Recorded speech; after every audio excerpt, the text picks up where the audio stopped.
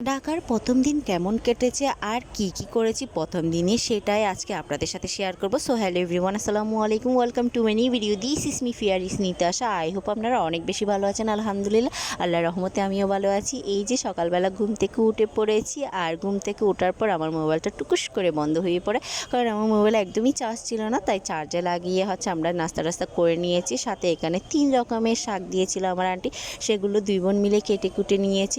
তারপর মোবাইলটা চার্জ থেকে নিয়ে যে ভিডিও করা শুরু করে দিলাম আবারও। আর এই যে আপু যে রান্না করতে গিয়েছে, আর আমি এখানে একটু ঘরটা দেখাচ্ছিলাম। আপুরা বাড়িতে যাওয়ার আগে ঘর গুছিয়ে গিয়েছিল, শুধুমাত্র প্রয়োজনীয় রান্নার কয়েকটা ডেক্সি আর সাথে যে খাওয়া দাওয়ার যা যা লাগে সেগুলোই রেখেছিলাম। তো এই যে রান্না বান্না শেষ, আমি একটু দেখতেছিলাম আজকে দুপুরে আমরা কি দিয়ে ভাত খাবো।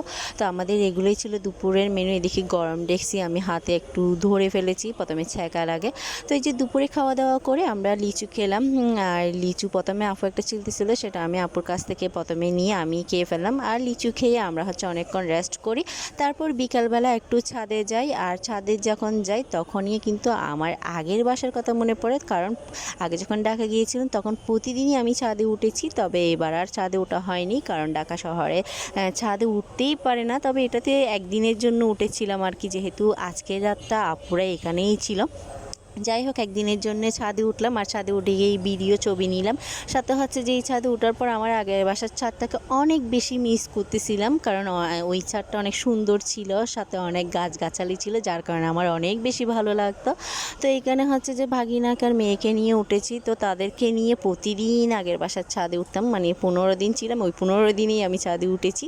যাই হোক, তো এখানে এরা দৌড়াদৌড়ি করতেছিল, আর আমার একটু ভয় লাগতেছে, কারণ এই ছাদে কিন্তু রেলিং ছিল না, যার কারণে। তবে তারাও অনেক বেশি হ্যাপি ছিল, একটু খেলাধুলা করতে পারতেছে। আর বাসাটার মধ্যে যেহেতু আলো বাতাস ঢুকে না, যার কারণে তারা ছাদে উঠেও অনেক বেশি হ্যাপি ছিল। যাই হোক, সন্ধ্যার দিকে এখানে বুরহানি দিয়ে চা খেলাম। আর বাসা কেন চাতেছে সেটা তো আপনাদের সাথে শেয়ার করেছি আগের ভিডিওতে। তো এই যে চাটা খেয়ে ফেললাম, আর রাতের বেলা যে এদিকে ভাইয়া কাঠটা খুলে ফেলতেছে সকালবেলা, যাতে দেরি না হয়। কিন্তু এগুলো যারা নিয়ে যাবে মালপত্র তারাই খোলার কথা ছিল, কিন্তু ভাইয়ার অফিসে যেতে লেট হয়ে যাবে, যার কারণে ভাইয়া আগে থেকেই সব খুলে টুলে একদম রেডি করে রাখতেছে। তো এই যে রাতের বেলা আমরা খাওয়া দাওয়া করতে বসে পড়ি। তো আপু আর ভাইয়া মিলে সারাদিন তাদের ঘর গুছানো নিয়েই ছিল, মানে যা যা জিনিস বেঁধে ফেলার ছিল সবগুলোই বেঁধে ফেলেছে, আর শুধু খাওয়া দাওয়ারগুলো ছাড়া। তো এই আর কি আমাদের এইভাবে ঢাকার প্রথম দিন কেটে যায়। আর আপুরা কাজ করতে করতে কেটে যায়, আর আমি এগুলো ভিডিও করতে করতে প্রথম দিনটাই এভাবে কেটে যায়। যাই হোক, আজকে ভিডিওটা এখানেই শেষ করব। লিচু খেতে খেতে রাতে ভাত খাওয়ার পর আবারও লিচু খাচ্ছি। যাই হোক, সবাই ভালো থাকবেন, সুস্থ থাকবেন। ভিডিও ভালো লাগলে অবশ্যই লাইক কমেন্ট শেয়ার করে দিবেন। আল্লাহ হাফেজ।